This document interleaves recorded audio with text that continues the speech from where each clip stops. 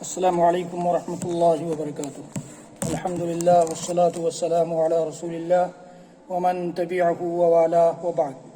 محترم بزرگوں، دوستو، اسلامی ماں اور بہنوں، کیا آپ کو پتہ ہے کہ اللہ کے نبی صلی اللہ علیہ وسلم شعبان کے مہینے میں یعنی رمضان سے پہلے والے مہینے میں کثرت سے بہت زیادہ روزے رکھتے تھے؟ پورا مہینہ نہیں لیکن بہت زیادہ روزہ رکھتے تھے۔ صحابہ نے پوچھا کہ اللہ کے رسول اس کی وجہ کیا ہے؟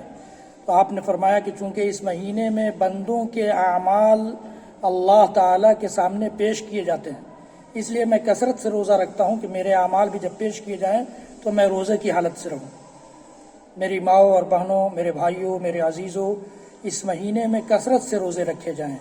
اس مہینے کو کھانے پینے کا مہینہ نہ بنایا جائے۔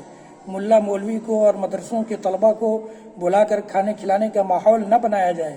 کثرت سے روزے رکھے جائیں۔ اللہ کے نبی صلی اللہ علیہ وسلم کی سنت کو زندہ کیجیے اور کثرت سے روزے رکھیے۔ اپنے اعمال کو اللہ تعالیٰ کے سامنے پیش کیے جانے کی حالت روزے کی حالت بنائیے۔ اللہ تعالیٰ ہم سب کو کہنے سننے سے زیادہ عمل کی توفیق دے۔ وصلی اللہ تعالیٰ علی نبینا محمد وعلی آلہ وصحبہ وسلم وآخر دعوانا الحمد للہ رب العالمین۔ والسلام علیکم ورحمۃ اللہ وبرکاتہ۔